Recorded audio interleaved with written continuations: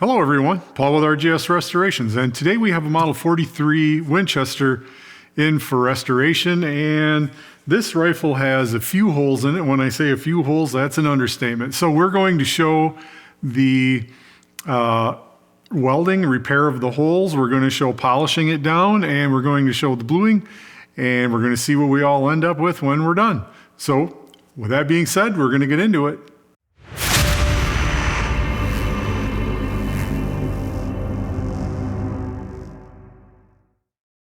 All right, so like I had said, this rifle had definitely seen the losing end of a drill press, and we can see here there's 4 holes in the rear receiver ring, and none of them are in a straight line. I'm not sure how this stuff happens. There's also 4 holes in the front receiver ring, and about 3 of them are filled up with solder. So it looks like they tried to do something there as well. Also on this one, they drilled a hole right at the edge of the barrel. Hopefully the camera here will pick that up.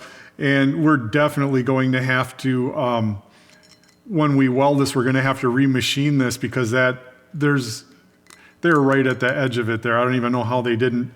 Well, they did. They ended up nicking the receiver ring, but that'll polish out and that won't even be seen when it's all said and done. But we're going to have to weld all that up, and we're probably going to have to put the proof mark back in there after we're all done with our welding and polishing procedures.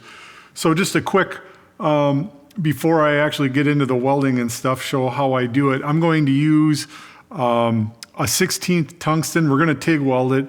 We're going to use a 16th tungsten, pure argon. I have a lot of the older style 2% thoriated. I know there's serrated, that's around today. And we're going to use the red stripe or red band. Our filler rod today is going to be a ER70S-2. Sometimes there's a dash, sometimes not, but just a standard carbon mild steel filler rod.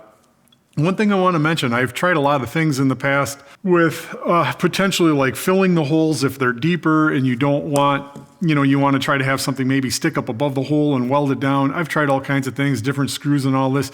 As long as you're using mild steel, you should be okay for trying different things.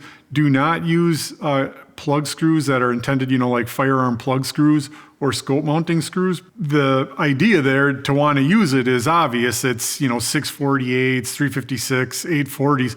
They're all common threads for holes in guns, but those fasteners are very hard. They're probably at least like around a grade 9 or maybe even harder than that. And it makes it really difficult to polish down. And especially like once you're done polishing, you'll almost see a ring around it. That hardness will just contaminate the weld, and more than likely, unless you're doing like a bead blasted matte finish or something like that, any of the other metal finishes, it'll probably show a ring where that hardness was and you repaired it. So mild steel, the 70 series rods work perfect for that. You could also use wire feed, but we're going to be using 1/8 tungsten at about up to 120 amps is where we're going to be welding on that. So anyway, that's what we have ahead of us. That's what we're going to be doing. And I'm going to show the process, and we're going to see how this all looks when it's all said and done. Should be interesting. This one's going to be tough. It's a thinner receiver than, like a standard big bolt action. It's only a little 43 and 22 Hornet. So much thinner, got to be a lot more careful with it. And with that, let's get on it.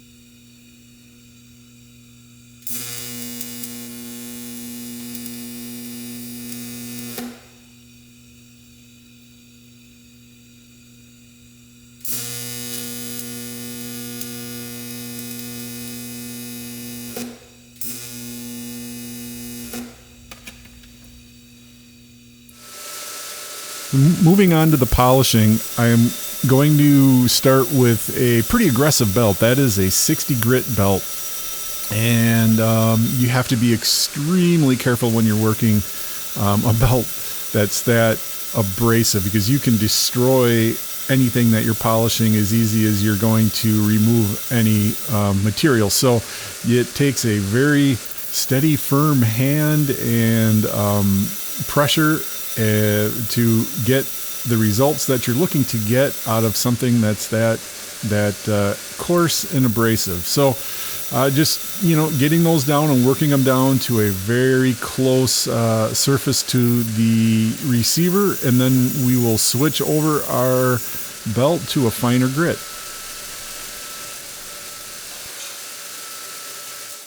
Now I'm going to switch over to a 120 grit belt.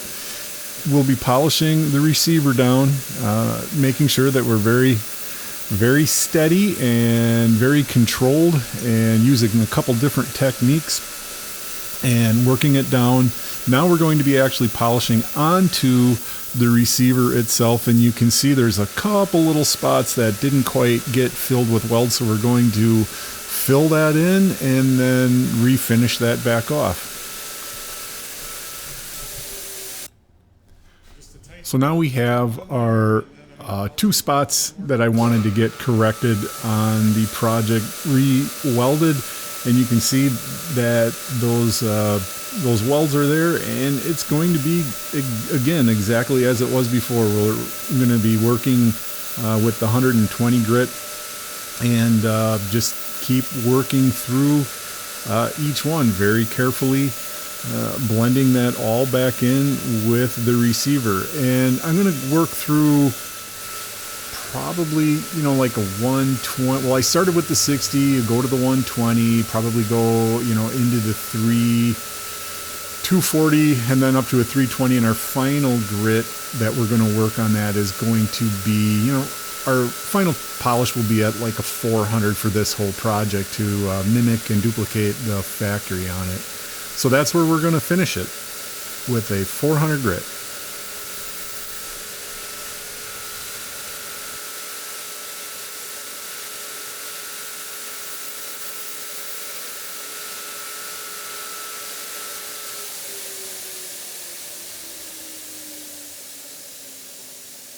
So after we get all of our polishing completely done and we have it exactly where we want it to the final grit, the last thing we have to do before metal finishing is we have to put our proof marks back in there. Now, Winchester used proof marks. It's the little PW that you see in an oval. You'll have one on the receiver ring, and then you'll have one on the barrel. So we're going to start on the receiver ring, and then we're going to move over to the barrel. And putting the proof marks back in is crucial to make sure that you're actually doing a restoration and not just repair or simple refinishing, but to get it so that it, everything has to look just like it left the factory. And that's what we're going to accomplish now. All right, we have our barrel viced up. Everything's ready to go. We have it leveled both front to back and rotationally, and we're just going to put some pressure on that die, slowly roll that back and forth a few times, increasing the pressure just a little bit each time, and that is pretty much it. That's all it takes to put that impression in there, and let's take a look and see what we got.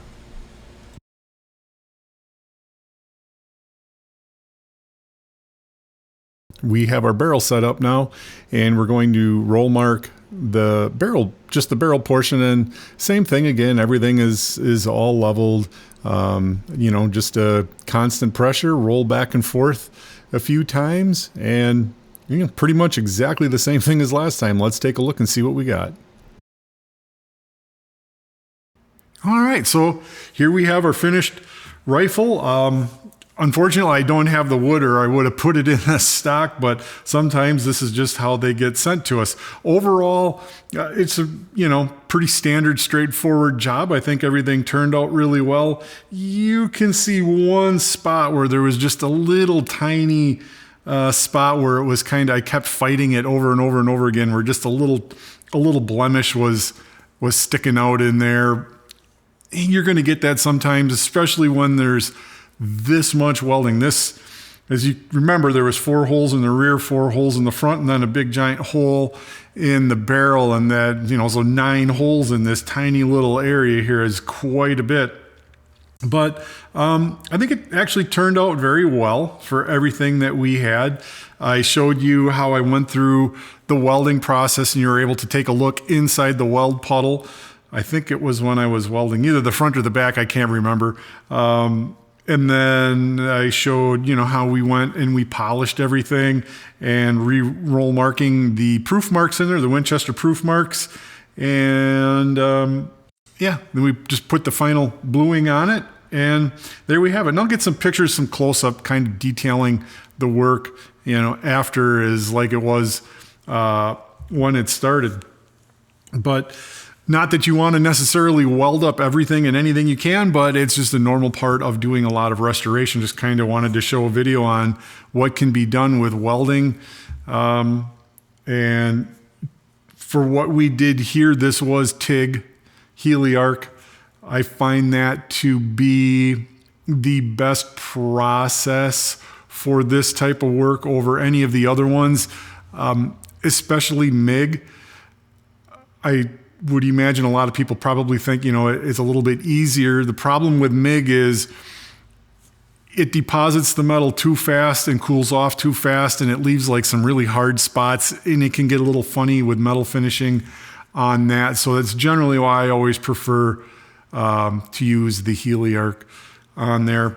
And again, using a mild steel rod. Just wanted to take a quick moment and thank everybody for watching our videos. If you have any questions on exactly the work that we did here, how it was done, or why we do it a certain way, leave those in the comments below, and we'll take a look at those and answer any of that stuff to the best of our, ability. So until we see you at the range again next time, take care and happy shooting.